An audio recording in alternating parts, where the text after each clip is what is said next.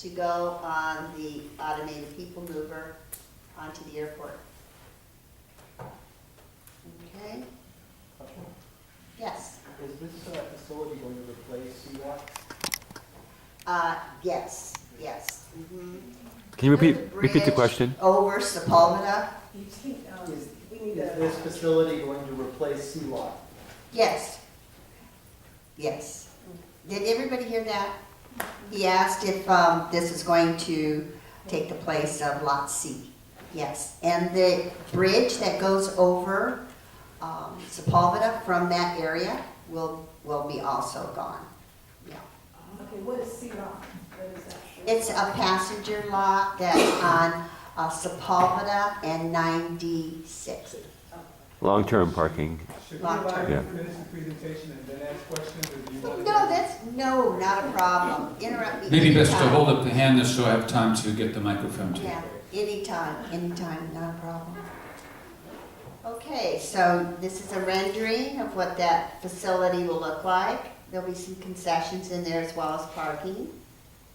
So it'll be private vehicle parking, connections to shuttles, passenger pickup or drop-off, and amenities such as a waiting area, concessions, ticketing, and information kiosks. Okay, this is the east facility.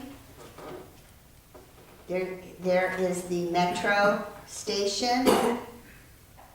This is the Aviation Boulevard. Get off the train and then get onto the people mover. And this is another intermodal transportation facility. So you can see the bus pull up and all the buses here.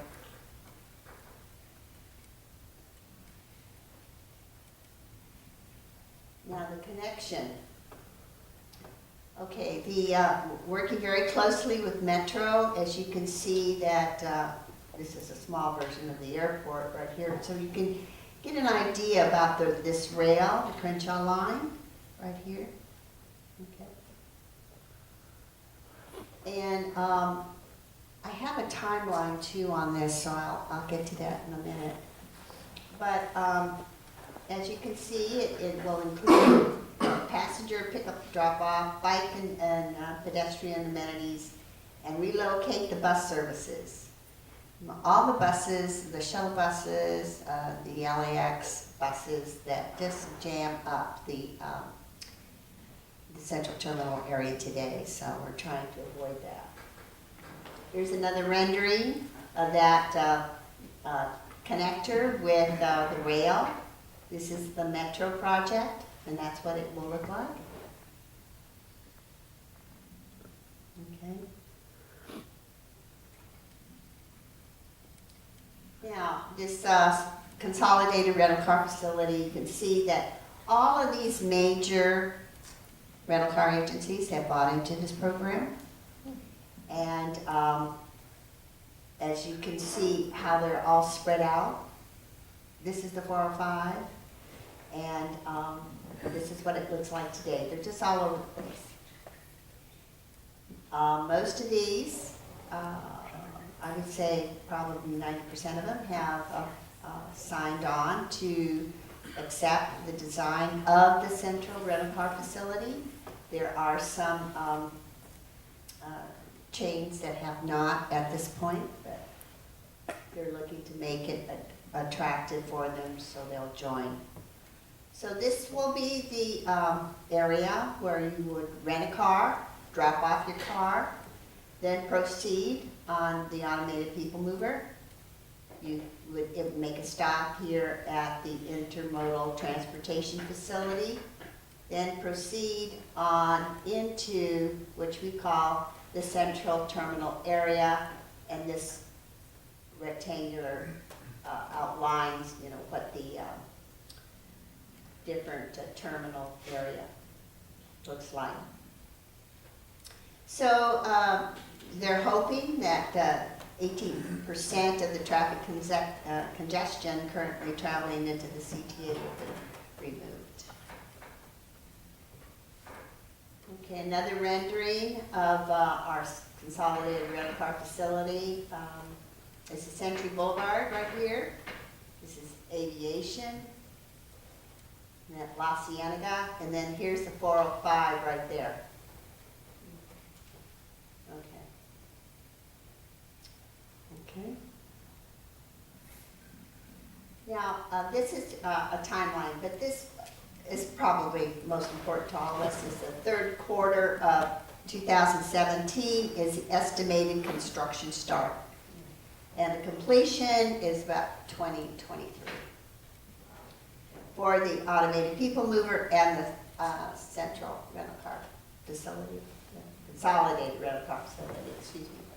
So, as you know, there are environmental studies that must take place on any major project, and so that has been done, as you can see, CEQA and NEPA. So that's the national one will be the first quarter of next year. So this is all in process. Now, this is what I wanted to really emphasize for you today, is the Small Business Enterprise Program at the airport. This program that we hope to encompass a lot of small businesses, that especially the veterans, the veteran-owned businesses, disabled vets. So going over, I think I covered some of this, although I didn't mention that we just did products and services and supplies. We purchased over $500 million worth a year. So once again, the Small Business Enterprise Mandatory Subcontracting Program for bids and proposals on construction, professional, and non-professional services over $150,000. And I went over this again, and to make sure that you know that this is a standalone program exclusive to the airport. It's not part of the Port of Los Angeles Small Business Program.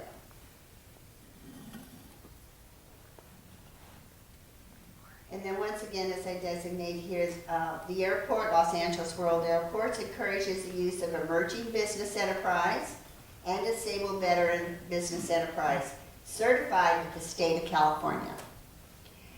I do want to mention that they have the fastest certification. If you have not done certifications, the SB certification with the state of California is a lot faster than the city of Los Angeles. Unless you have no certifications at all and you want to have the small business enterprise certification with the airport, I'm going to show you there. We have two analysts that are just work on airport applications for the SBE program. So those are fast tracked. Yes. Is there any advantage to that? Oh, absolutely. Certified through LAX as opposed to the regular state? Because the DVBEs, they have 3 or 4 different organizations that you apply through and register. So you're saying that Los Angeles Airport also... We recognize them highly, yes. All you have to do is attach your current certification, and you don't have to do anything else. Nothing. Yeah.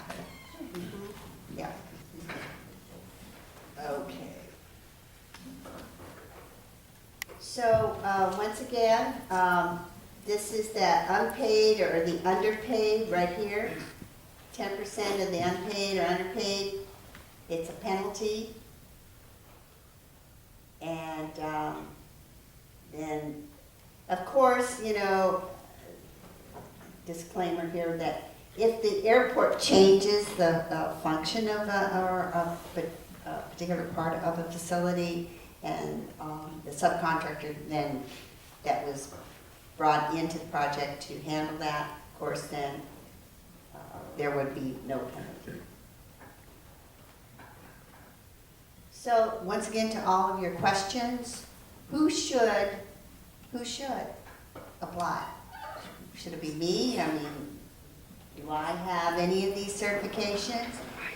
The disadvantaged business enterprise, which is a federal, right here. Every state has their own application process for this program, this federal program.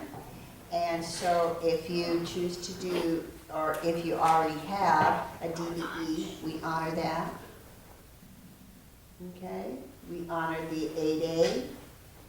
We honor metros and also women different certifications. Okay. So if you're not currently certified, so you need to participate and you want to or plan to participate on a program, then you need to get going. So, like I said, the 8A or the State of California Small Business Program, that's kind of the way I would go. So, answer all these questions. All this information is at our airport's website, lawa.org. Right. I have an interesting perspective. Those contracts valued at less than $150,000, could they be sole sourced to sort of help bridge the gap? The City of Los Angeles, good question. We have a small and local business certification, and we have a local business preference program. So the small and local business is for under $3 million, and so there is a 10% preference on that. And with some of our projects, but the small and local is usually just for supplies because it's for things that are under $100,000. Yeah, so. So like an IDIQ, indefinite delivery, indefinite quantity. Right, and you can get that information on my table out there, and I can, all the phone numbers and the websites for all the buyers at the airport, along with all the commodities that they represent. There is a list, I brought that, and it's on the table. So please take advantage of that. Okay. So here are the ladies, right here, Angela Della Rosa and Kelly Kim. They are airport employees, but they handle the small business enterprise applications for any business owner seeking to do business with the airport and are looking to fill out this an application for the SBE. So to get any information, here's this information here as well. Now, some of this information, I have all of that information on the SBE program. I brought flyers, and those are also on this table. So please pick up those. Here's my information. I have some business cards, and I'll put them back out on the table as well. And I'd just like to entertain any more questions about what's going on at the airport. Hi, ma'am. My name is Dale Sims. On one of your charts, you have emerging business enterprise, EBE. Could you explain in detail what that is? That's a smaller level, it's a business that's just starting, really doesn't have a revenue base that you can look at, and not, any past history, maybe up to just a year or less than 3 years, and their revenue is very low. Yeah, that's an emerging business, yeah. Mm-hmm. Hold it up. So for our veterans, and a lot of transitioning veterans who want to be entrepreneurs and want to start their own businesses, that EBE program, along with their veteran certification, would be ideal as to, okay.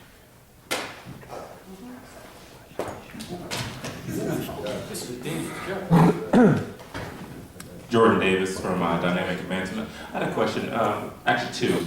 One, is there a digital copy of these slides? All of this information is at lawa.org. Everything I copied. Gotcha. I grabbed, copied. Okay. Second question is, Yeah. are these jobs that are available, is there anything on the social media and branding side of the house? or any of those things, or is this more focused on the actual physical supplying and manufacturing? That's a good question, because I have that purchasing a document out there at the table that lists all the buyers and the commodities that they represent. And then I pulled down yesterday from the Los Angeles Business Assistance Virtual Network website. That's the City of Los Angeles website that all businesses need to register in order to be notified of any upcoming opportunities in your profile. And you know, they use the NAICS code, you know, the North American Industry Classification System.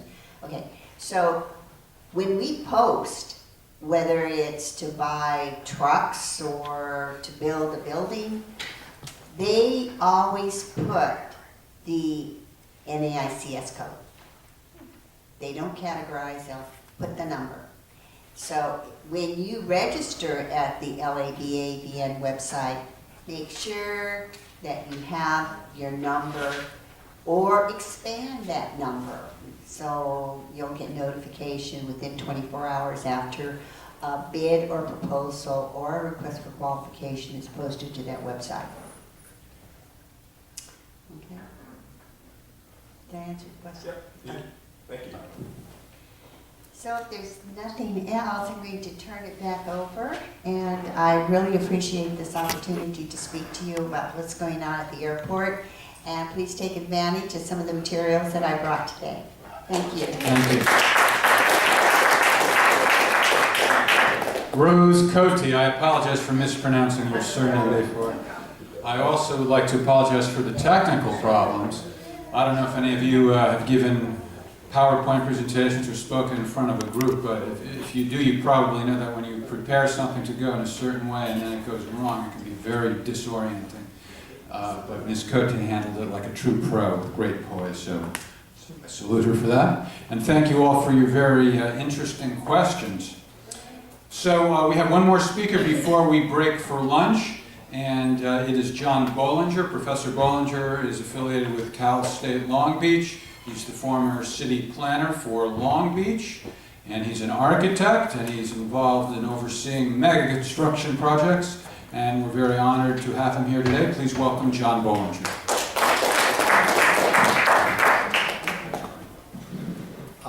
Hi, I know that we're about ready for lunch, and we've had a lot of great presentations this morning, so I'm going to try to keep it brief. A lot of things that have been said touched on things that I would have pointed out. I think to begin with, I wanted to simply acknowledge I have not been in the service. However, my uncle was on the Missouri when Japan gave up in the Bay of Tokyo, and my daughter is a lieutenant commander in the Navy and has been in now for about 14 years and is on a major mission right now. Won't go into the detail. It's not that it's top secret, but it's a big story. And I'm really proud of her, as you can imagine. Yes? Just before you start, because the crowd is not as big as we had anticipated with the time frame for lunch, I think you can do the presentation and we'll be okay. We gave an hour and 10 minutes, so. Okay, you're not that hungry. Don't feel rushed, but don't go more than 2 hours. That's fine. I can go as long as you want, but my plan was 15 minutes. Let's see what I can do, if I can indeed do it in less than 15 minutes. What I really wanted to start with, and this kind of inspired me in my speech, there was a Bill of Rights that was drafted by Franklin Delano Roosevelt in 1945. And here are some of the things that it says, and it relates directly to what we're talking about. It included just some basic things. The right to a useful and remunerative job in industry, shops, or farms, or mines in the nation. The right to earn enough to provide adequate food and clothing and recreation. The right for every farmer to raise and sell his product. You can put, instead of farmer, anybody in manufacturing, at a return which will give him and his family a decent living.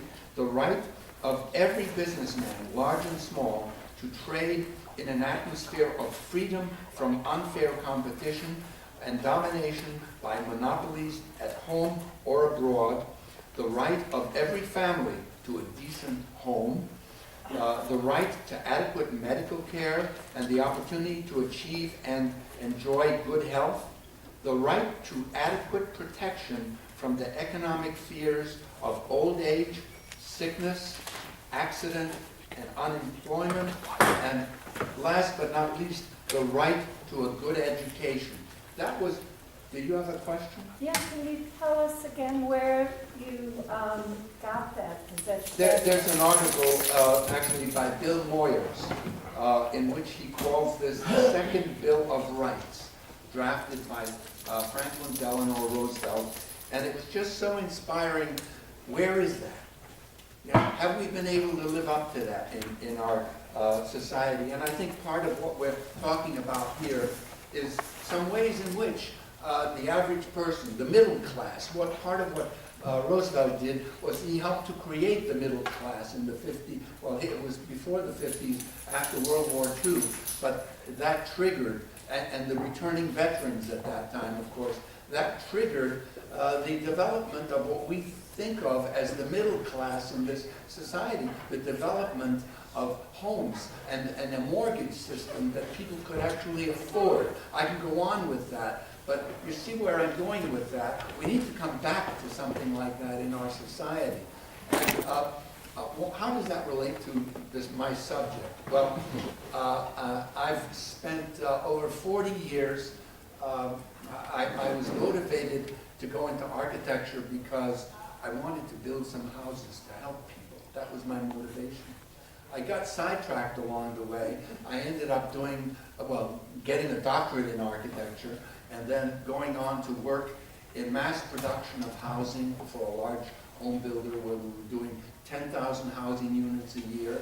And I learned what it takes to do something like that back in the days before we had the level of computing and computer capabilities that we have now.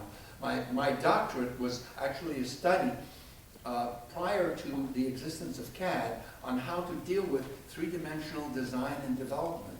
And I developed some mathematical models and so forth. I can talk about that separately. But I had that in my head. I worked with some major mentors. I don't know whether any of you know Buckminster Fuller, the father of the geodesic dome and many other things. And he was a visionary. And he said, the wealth is here. It's not money. It's the mind of man, and we have that capability today to capitalize on that. And so in my career, I've asked myself, what do we need? Why should we be doing this or that?